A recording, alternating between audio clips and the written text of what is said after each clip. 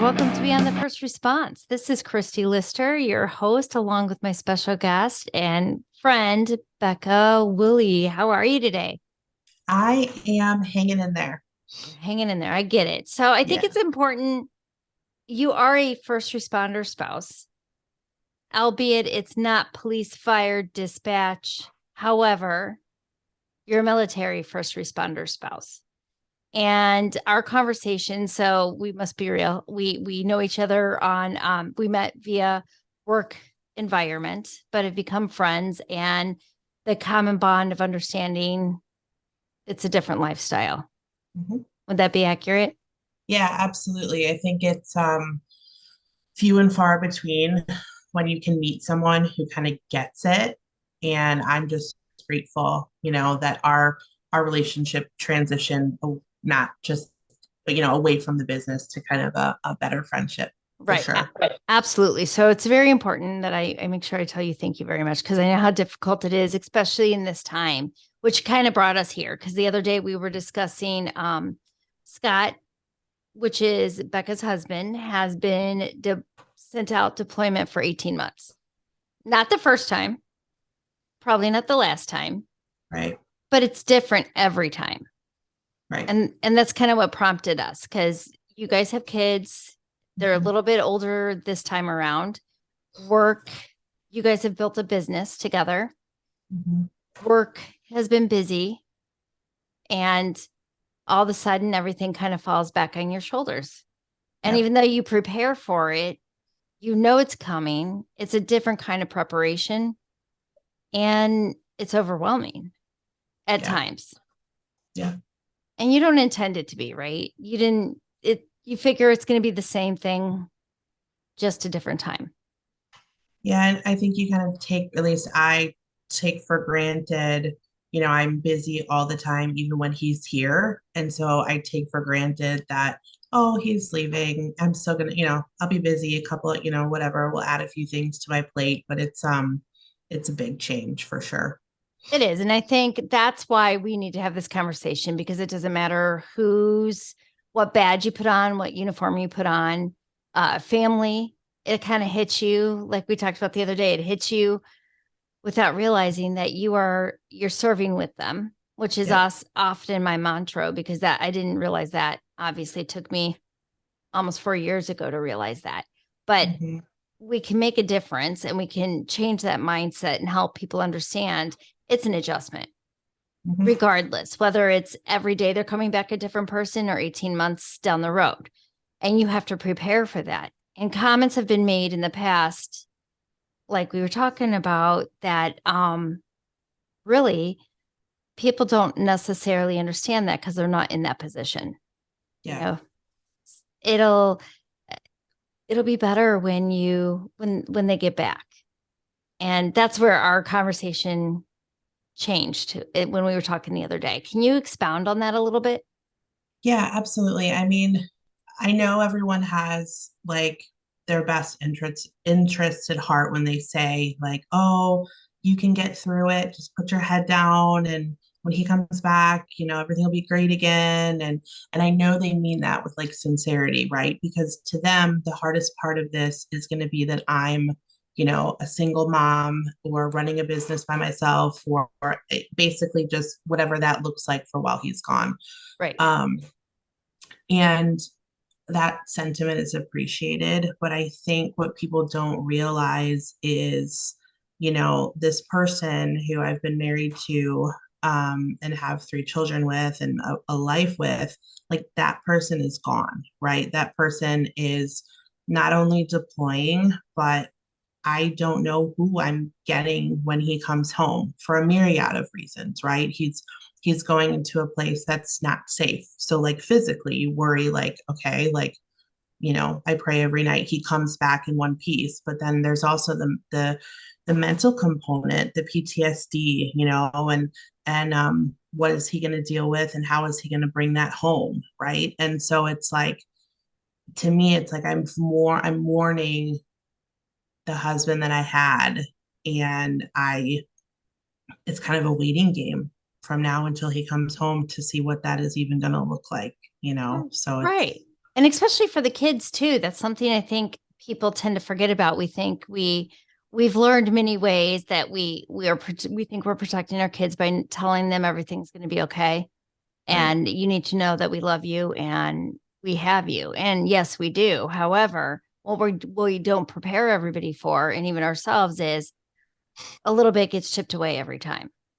Yep. And at Absolutely. least at least for first responder families, police, fire, they come back 48-hour shift, 24-hour shift, 12-hour shift, 8-hour, they come back slightly chipped away, Mhm. and you're sculpted a whole new package that he probably won't even realize he's changed because he's there with himself and with everybody else Yeah. that are struggling to process everything as well. Yeah. And I mean, like the kids, their longest time with him being gone, is like 6 months, maybe. I mean, and even that, like he comes home and we have a different schedule and we have a different routine, and the kids have grown and changed, and so their needs are different or their wants are different, and that's in that short of period of time, and like this is exponentially longer, and you don't know, and like my heart breaks for what these kids are going through, and just the unknown for them, because like you said, like I can reassure them and I can give them as much love and support as I can, but they don't realize that like dad's probably going to come back a different person, and good, bad, better, worse, we don't know, but they have no way to understand that, they just miss their dad. So So when you got before, I mean, obviously you've known for a while he's going to be deployed this long, and leading yep, up to it, you think you're prepared.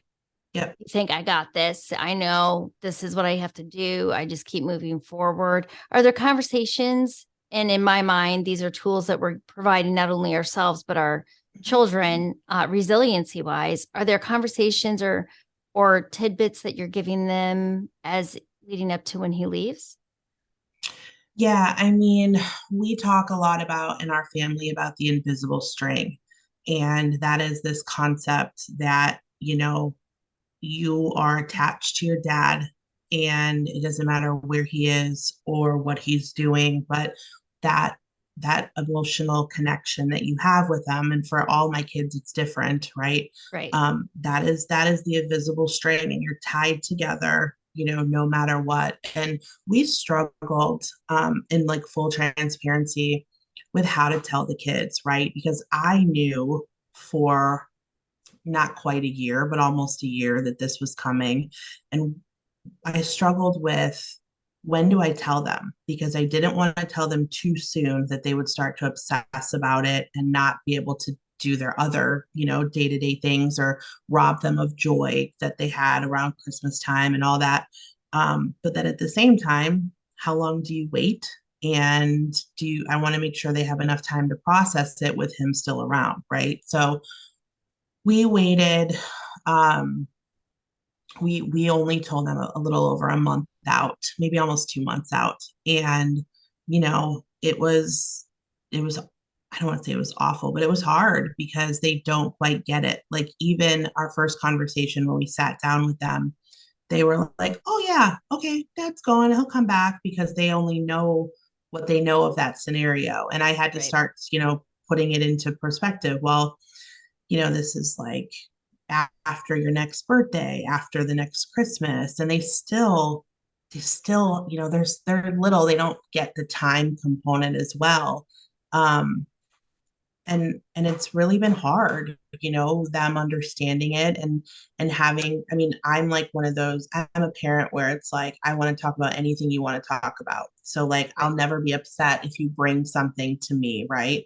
And that's laid the groundwork for them to feel comfortable and ask questions, and they do. I My sweet 7-year old, who kind of like keeps everything in until she can't keep it in anymore, she said to me, "Mom, what if daddy's helicopter gets shot down?" And it caught me off guard because it was like at the breakfast table. You know what I mean? Like Yeah. it was Oh, just in her head, absolutely. and she felt comfortable to ask, and and that set off a whole chain of what if, what if, what if, and I just had to explain to her that like daddy is the best at what he does, but ultimately we don't have control over those types of things. And you need to pray for your dad and you need to, think happy thoughts, but whatever happens, we'll deal with it and we'll get through it. I don't want to give them this false sense of he'll be fine. Nothing's going to happen because, like I feel like that's even worse, right? Because then God forbid if anything does happen, it's like I'm setting them up for even worse disappointment, Right. It's already failure if that were Exactly. to happen. Exactly. So, Now, obviously, I know her, your daughter, and they're spunky. yeah. Do you think that we should be telling our kids? I mean, obviously, for my kids, this is past that, but going forward, having those conversations with the kids, letting them ask questions why they're still at home before they go on shift, go on deployment. Yeah, absolutely. Like in retrospect, I wish we wouldn't have waited so long. Um, I think part of it was a little self-serving, right? It was like the longer I pushed it off, the less I had to deal with it, the less he had to deal with it from an Right. emotional standpoint. And you know, you never know how a kid's going to grieve something, but here we are, we're 19 days since he's left, and they're still grieving really hard. And I feel like if we had had these conversations 6 months in advance or more, they would have had the opportunity to talk to him about all of these questions and feelings and concerns, right? And I think they would have, quite honestly, I think they would have taken it better hearing it from him because Yeah.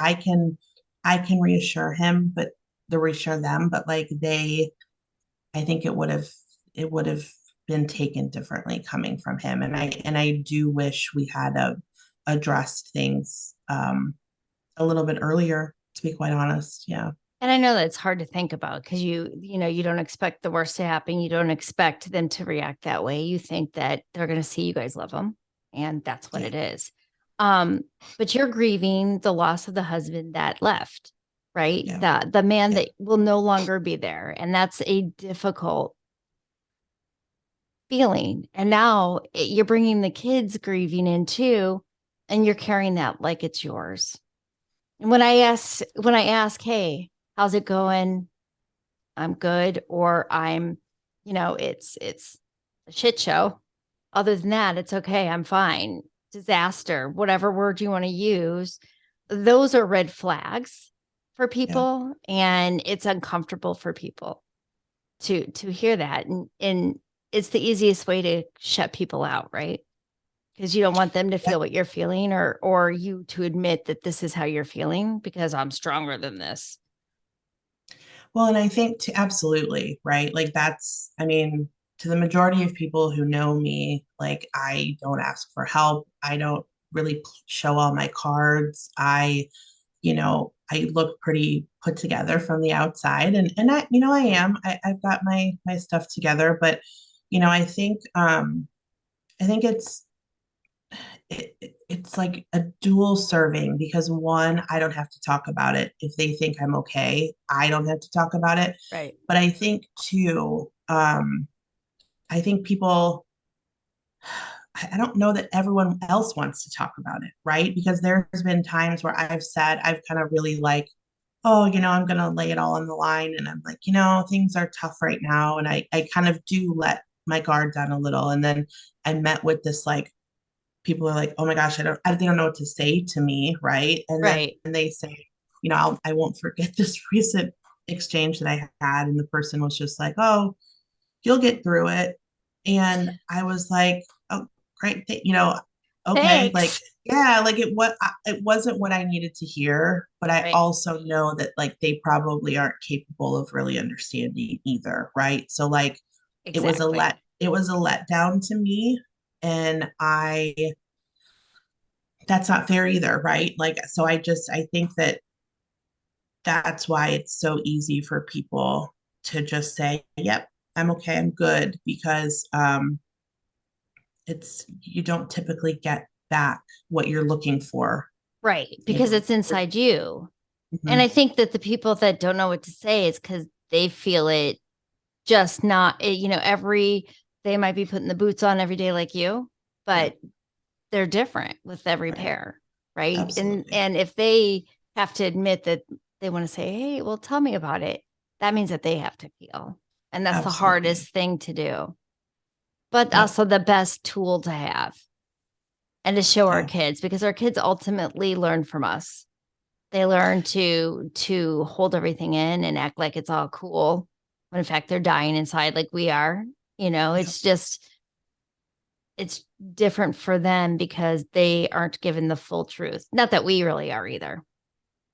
Well, and I think like that's one thing that like I've really been intentional about with the kids is, you know, like if I'm upset, like I don't hide it from them. Good. Obviously, I keep it, more together than I might like when I'm alone in my shower or at bed at night or something. But like, um, my littlest one, she was crying, and I she came in my lap, and I let myself cry, and her and I had a really good conversation about, she's 6, and it's like it's okay to cry, it's okay to feel these things, and I think her seeing me not just like with a stoic face, like it allowed her to really like let go. And then she had a really good cry.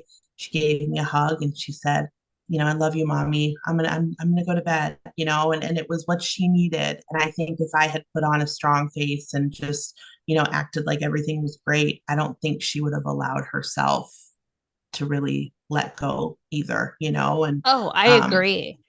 That's a it's huge hard. tool. Yeah, that's a Yeah. huge tool that I never gave the kids. And looking back, then now I'm being told by my daughter that uh you weren't emotionally available. I was. I just wasn't willing to show you how I was feeling emotionally. Right. Yeah, because And it's the stigma is like put your shoes on and hold your chin up and don't, be strong for the kids. And like I just don't, at least my kids, that's not what they need from me. yeah. They need to see that I'm sad too, but guess what? I'm moving forward and I'm putting a smile on my face but I'm sad too. And that's okay. And that's a strength. That's Yeah. a strength that we give them. And that I think this is where breaking the stigma comes in because we've both been touched by suicide. We both know that repercussion of not having that closure, not understanding, and watching people mentally break Mhm. because they just can't hold it in anymore. And the fear of that and the misunderstanding of that, it doesn't have to be.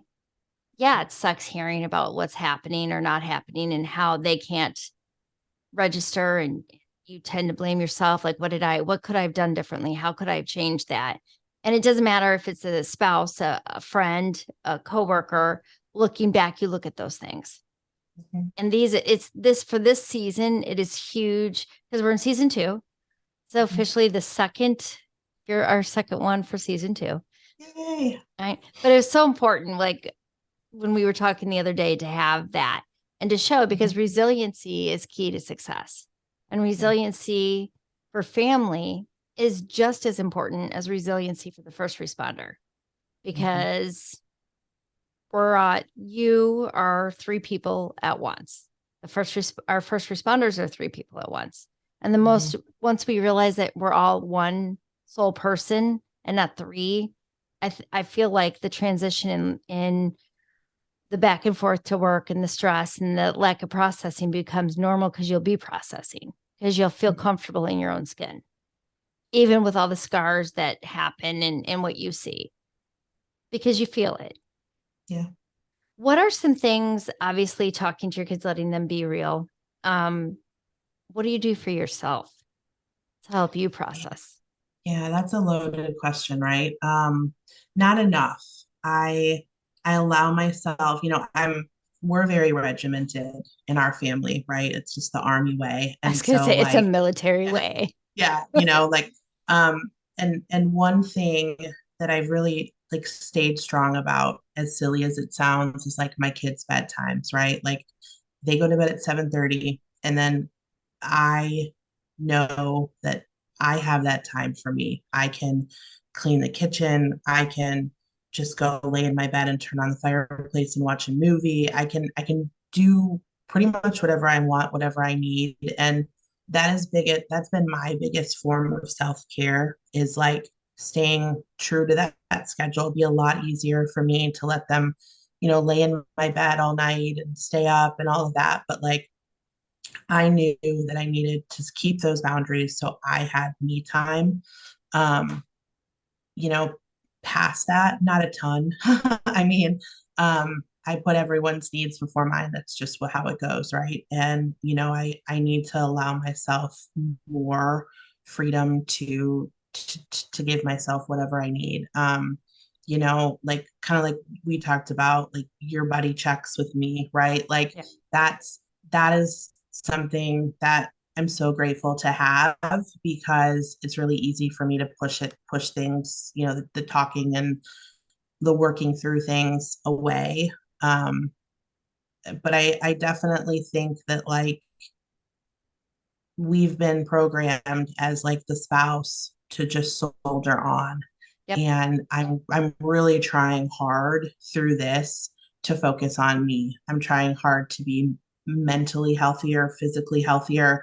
The way I see it is I have this period of time where I can really work on myself and I don't want to squander this time, and in that's hard because I feel like I've gone, my oldest is 10. So for the last 10 years, it's been about the family and the kids and not me. Um, but I really don't want to waste this time. And I've tried to be more intentional, about that.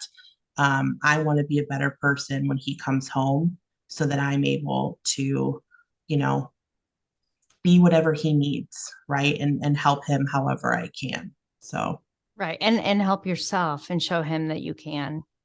The yeah. overbooking ourselves. That's a huge one, right? Hmm. And you and I are both that way. It's easier to Yeah. sit there and go, go, go, go, go, so that you don't have to sit in silence within yourself. And that's Yep. been a hard thing that I've been working on this past year.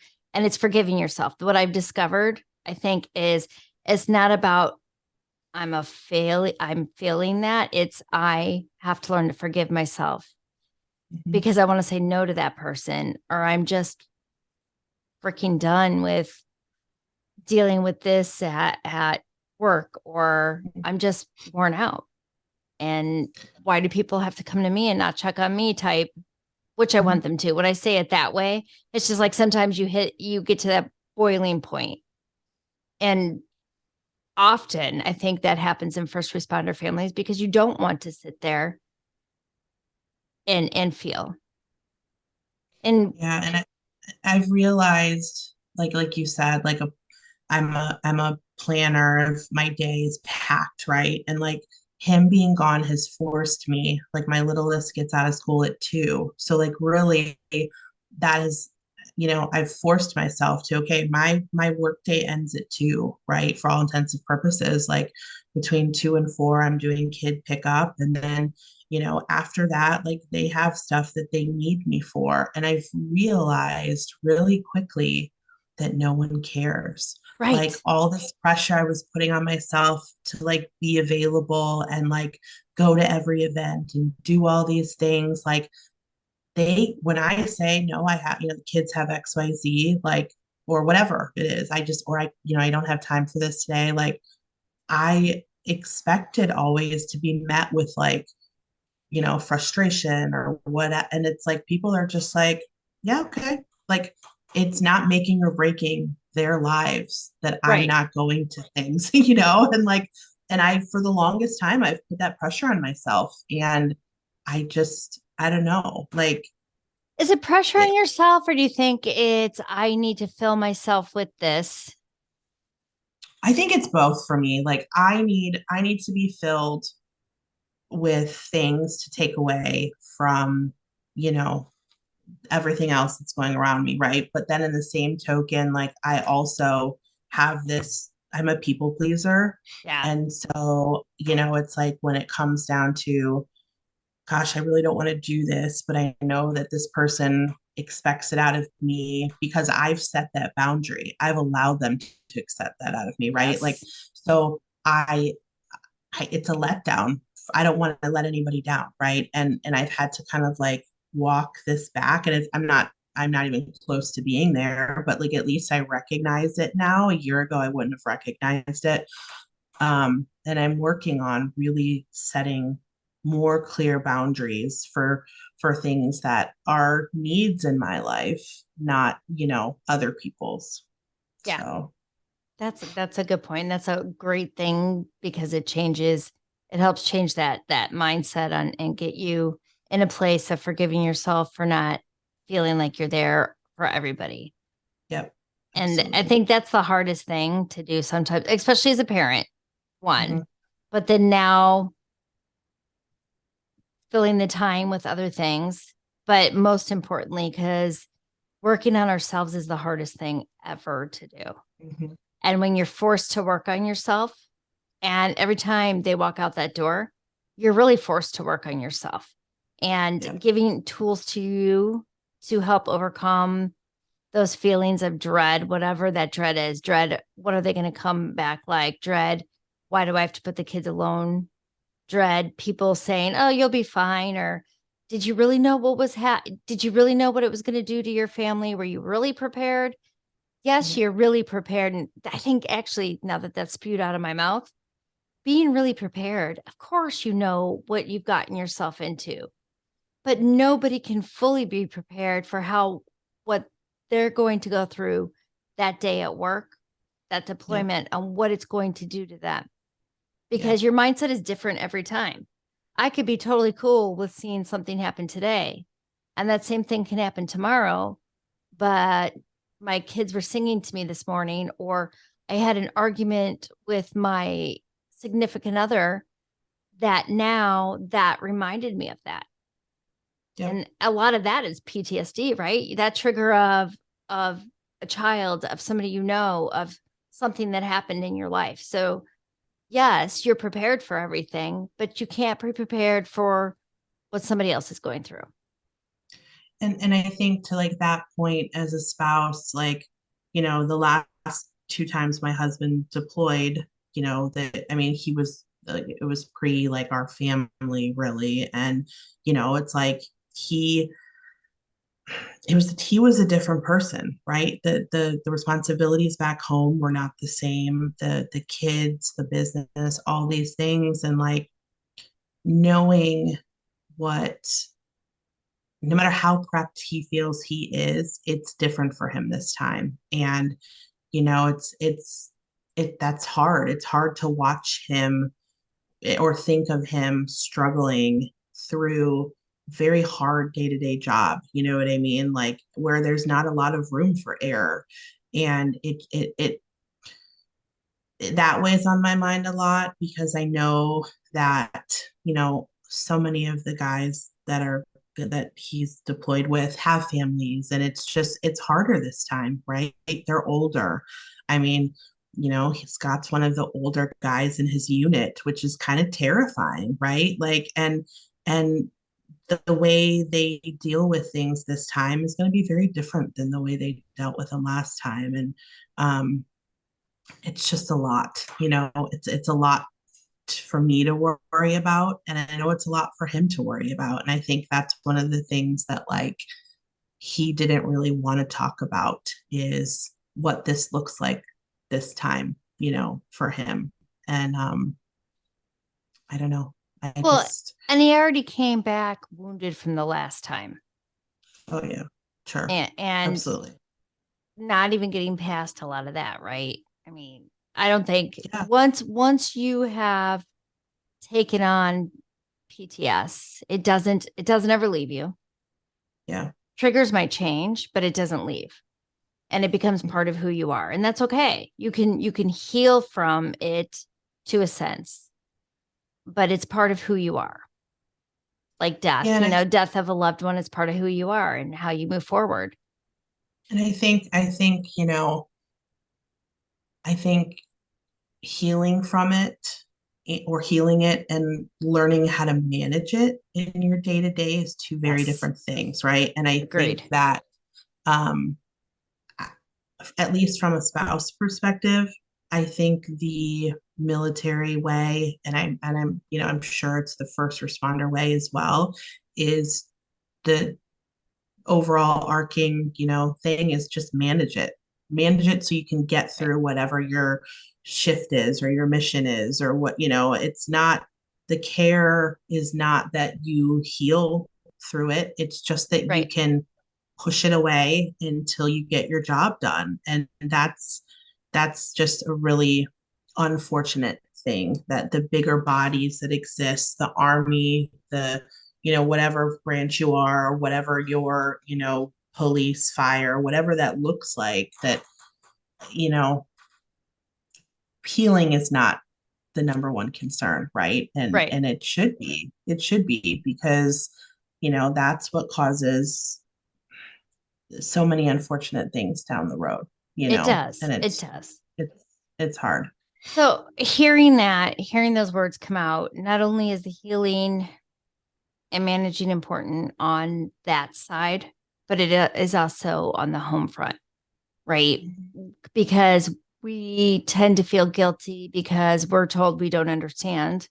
And in that aspect, correct. You don't understand because you're not in there at that moment with them. But you do understand the nightmares of being woken up from the nightmares they're having. You do understand the silencing of who they were and the shell of a body that comes home, and changes, and you're afraid to ask because you don't want to set somebody off or you don't want to hurt them by asking. And that's where that mindset has to change, right? That, hey, Yeah.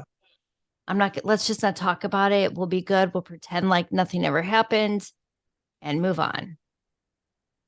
Yeah, I think that's like, like I think of it as like the silent killer, right? Like knowing your Yes. spouse is going through something that they're dealing with is excruciating. It's horrible for them that they're going through it, but like arguably, having to watch someone you love go through it is just, uh, it's the worst possible thing, because I think, like you're saying, like the common thing to do is not talk about it or not address it out of fear of hurting them or setting them off. But like it's, for the spouse that's watching it, like that's honestly, it might as well be a slow death as well, right? Because like that just projects it back onto you, that and now all of a sudden you're dealing with the guilt and the trauma watching this. And it's just like a never ending spiral. Nothing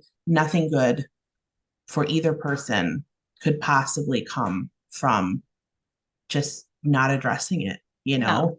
Um, it's yeah, And that slow death that's a is tough one. actually, I like, not like how you said it.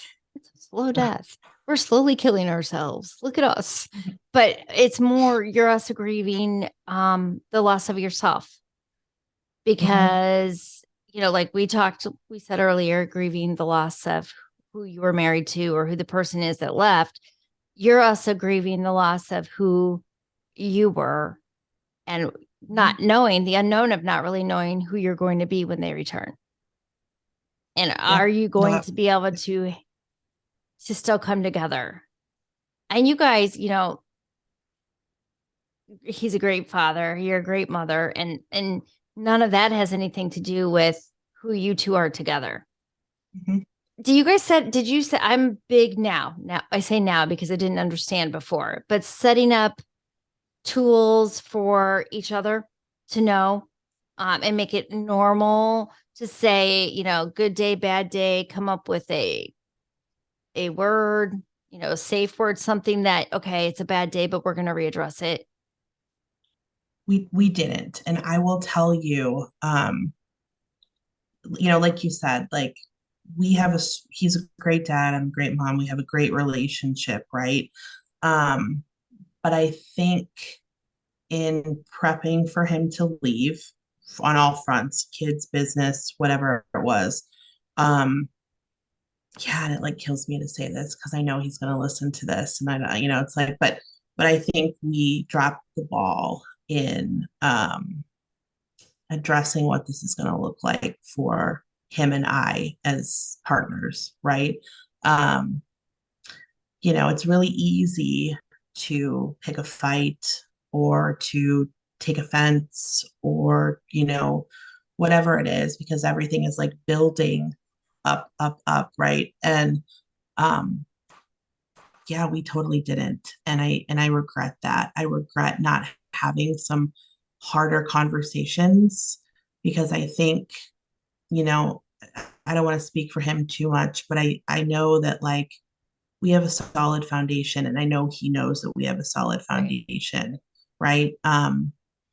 But this is heavy and this is a lot and we really didn't give ourselves enough tools to, in my mind, make this like a foolproof thing, right? Like, I mean, there's going to be issues. Like, you can't, prep for everything. But I think, as so often happens in a marriage or in a partnership, when you have a family and other things going on, that kind of is on the back burner to your kids and everything else. And I think it's easy to get lost in the importance of our relationship, right? And yeah, that really sucks. But no, we didn't do enough on the front end.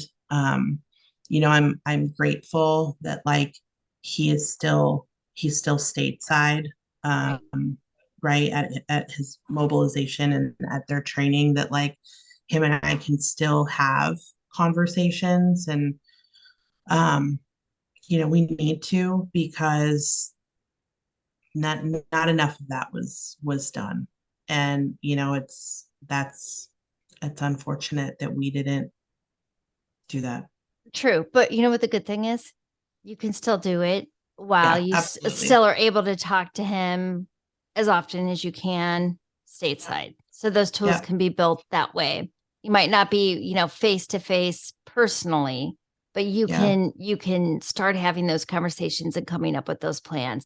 Hey, when you come home, let's work on practicing that safe word now. Hey, tool, I always say it's a duty belt, right? You got a duty belt at work, you got a duty belt at home, same tools for yeah, both sides. Sometimes you have more different tools on the family side, some on the job side, but at the end of the day, they're utilized the same way.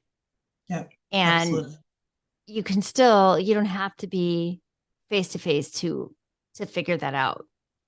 No, And and I there's appreciate that. I appreciate that because that gives, I mean, just, and that's, Christy, why I love you, because I feel like the organic conversations that we have, like, really do give me things that I'm not thinking about, right? And so like, I mean, I'm excited to take away from this conversation that him and I can still do those things to help our relationship and help, each other figure things out. So I'm just really appreciative of oh you for that. yeah, So absolutely. I think it's important to come up with a plan of who you can talk to. And this goes for him as well. So, Scott, when you're listening, know that I have that in my mind. And we'll talk in 18 months when you come back. But having that card of who can you talk to when you are feeling down, right? Name three people. And those three people, you could call them in the middle of the night and look at that often, because then your mind is going to remember that you're in a bad spot now, but you knew when you were not in that bad spot in that moment that they're there for you. And three things that you can do for yourself to relax: meditation, exercise, read a book, whatever that is for you. Yeah. Right in that moment, I feel that anxiety, I feel that stress, I feel that heavy weight. What can I do? And then, you know, um, 3 things that you can do outside the house or for your kids, for somebody else that you know, not somebody else because you want their approval, Right. because no matter how much you give that approval to people, they're never going to see the value of it, Yep. because the value for you comes from within inside you and Mhm. inside your family unit, nothing else. As much as, especially in our line of work, we want that Mhm. validation. We want people to say, hey, but at the end of the day, we're expendable. You Yeah. know, there's other people out there that can get the job done. Mhm. They don't see the value. The only person that can see the value is you and your Yeah. family. Once you see the value in yourself and Mhm. realizing that, I love like quotes. So coming up with your own quote. If you ever come Mhm. into my office, I have a dry erase board that looks like a little whitewash. It's kind of cool. I Mhm. got it on Amazon, Oh, cool. and I put a new quote on it every week or every other week, if I remember every week. Mhm. But it's just my one thing that I can remind myself why I'm going back into an office and what I Yep. can do to change my mindset when I really want to crawl back into my bed and just pretend like I'm not here. It's Yeah. giving that moment. Like this morning, oh my gosh. You know how the weather was here. So here it was rainy. We had a couple tornadoes touch down in Mhm. the area. And I'm sitting there in our one of our Juliet offices going, they're like, hey, I could barely get myself up and going today. And then they're like, hey, we're under a tornado warning. I'm like, huh, we are?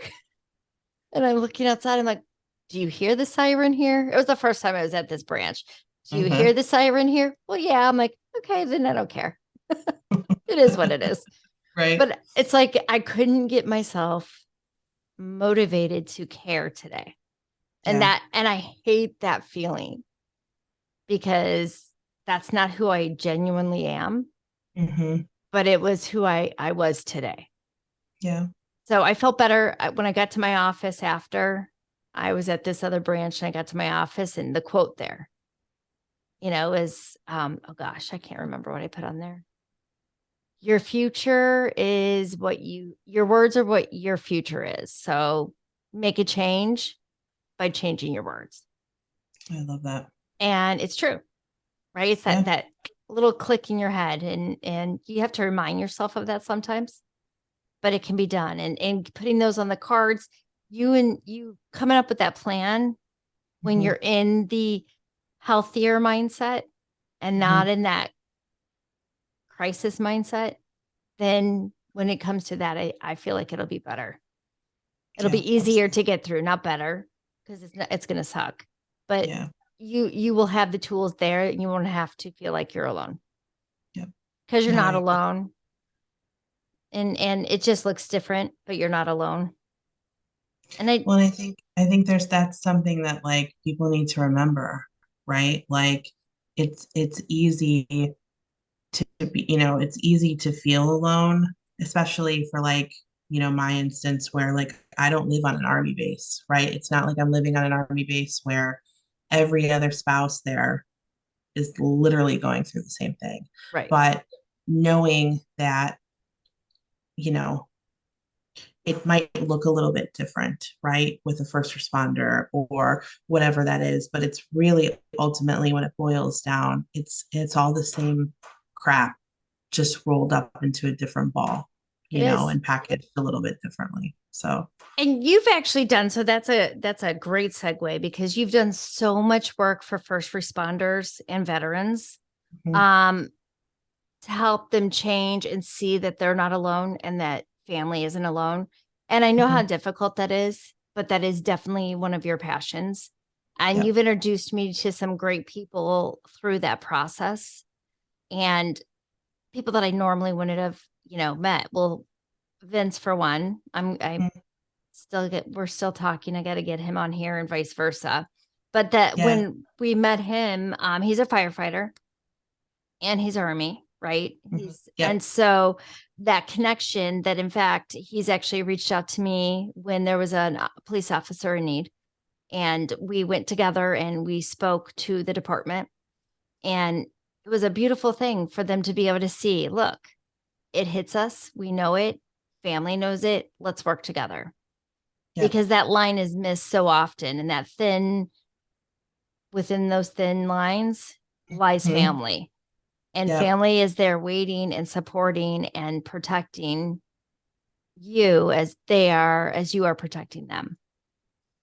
Yeah, no, you're 100% right. And like, using Vince as an example, like he didn't deploy, right? And like I know that that's someone like him and his wife that I could call on at any moment and without a question, right? Like they would be there to help me. There's quite a few people who were in like an old unit of Scots that it's the same thing. All I have to do is pick up the phone and you know not everybody has that, Right. right? Like support system. So I'm very, very grateful.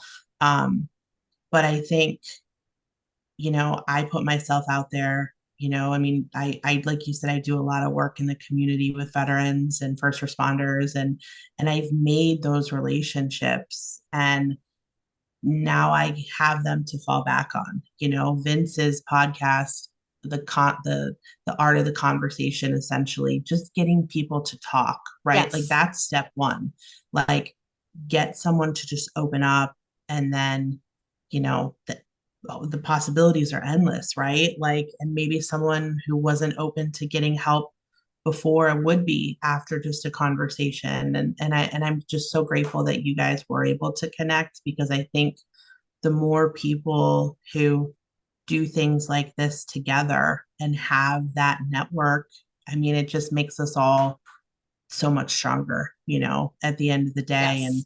someone he knows that, you don't know, or that I don't know. I mean, it really, it's kind of like one of those make it or break it's, right? Like you Right. might be able to put me in touch with someone who can really help me. And that there's a lot to be said for having those types of relationships. Absolutely. Because it brings this whole world of what feels like alone together. And the realization is first responders and their families are very similar. You may have different four walls.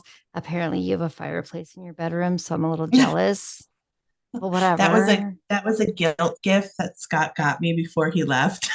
He could have gotten me that too. You should feel guilty he didn't. No. There you, there you No, but go. that's perfect though. So, it's something to help you relax, Yeah, exactly. the little things. Hmm. Um, and that's the important thing, that you're not alone, that family's not alone. It just feels like it, that we can build these tools together and we can buddy check each other and make sure that we know I'm good means what does that really mean for you? Because Hmm. I'm good is shut the hell up and don't ask me again. Yep. And that means that I'm going Yep. to pick up the phone and say, let's really talk. And you know what? Like that's what this was built out of, right? Like Yeah. you not accepting my answer when you checked on me, and you calling me, and like us having, well, me mostly having this like epiphany when I was on the phone with you based on like one little sentence you said. And I mean, it's just that concept of the buddy check, of just reaching out and not accepting the answer that you're given. Like that is it's so much more than like I think people even realize, right? Like Yeah. the simple, however long we talked, like that was so important to me, and it wouldn't have happened if you didn't care enough to really, call me on my stuff, and really make me talk. Yeah. Yeah. Well, I'm grateful that I'm able to do that for you because I know you do it for me. And that's where we make a difference. That's where we change it from being withheld in to conversations and onto our kids. Because we're Mhm. teaching our kids then it's okay to cry. Yep. It's okay to grieve, even though our parent is still technically here. It's okay to grieve because we don't know what's going to happen. It's okay to shed a tear because we miss somebody, because they're Mhm. going to be different anyway. Right. And that really goes for anybody. So, any of our listeners, that goes for anybody. It could be a teacher going to school. It could be your neighbor walking to get the newspaper. It's different. You change. Everybody changes and evolves, but we want everybody to evolve in a healthy way. Exactly. And know that everybody goes through struggles one way or the other, and you're not alone. And you can get that text, "How you doing?" buddy check, and know that you're going to get that call. Yep. Because you're lying to me. Exactly. Just kidding. What is one thing, as we wrap up here, what is one important thing that anybody across the board, not only first responders and their families, but anybody who knows somebody that is a first responder or a family member, that you can give them to help them give to us? I think the most important thing is, leading with no judgment. I think it's easy to take a look at how people grieve or, deal with things or whatever. And it's easy to make, a quick judgment. Oh, I wouldn't do it that way, or, oh, that's not the way they should be doing it. And I think there's something to be said for like leading with kindness and grace and accepting a person where they are in their struggle or where they are in, their grief. Because I think that really goes a long way to making that person feel like it's okay to open up about it. I mean, I had someone, in the last couple of weeks say to me, "Oh, this isn't a big deal. You really shouldn't be upset about it." Just, I mean, it was a very condescending, judgmental thing. And it made me like, oh my gosh, okay, well, maybe I shouldn't be sharing that it's a sad day for me. You know what I mean? It made me Right. question how I was working through this, how I was walking through this new normal.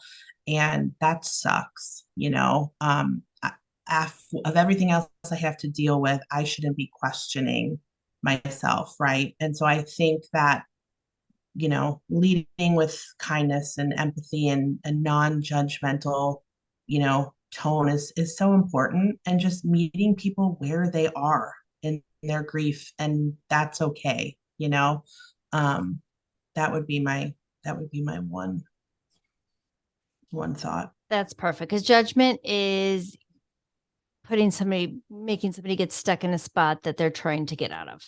Exactly. And we all make mistakes. We all transform differently. Mm-hmm. So that is beautiful because, we all have bad days. Yeah. Well, and you said something, Christy, that like another thing that gave me like this aha moment. You said, "This is where I am today." Like you were like you that was like a fact, right? And like this idea that where I am today is not where I have to be tomorrow. Right. So if today I have a hard day, I can sit in it and own it and work through it, knowing that tomorrow I don't have to, right? Like that was such like just an awesome thing to hear, because if you can, I really feel like for me at least, if I can be, aware of where I'm sitting today and make the choice to allow it, and then tomorrow try to change it, right? And not beat myself up for, where I am today. So I don't know. And just add it to the list of really insightful things that you say, for sure. Thank you. I try once in a while. Well, thank you for coming on today, because I think it's important that we get that family side, that, the grieving, the understanding happens, but yet you're there supporting, and we change too. Yep. So thank you very much. I am blessed to have you come on. I'm blessed to call you my friend and get to see the strength every day. So I appreciate that. Oh, I appreciate you.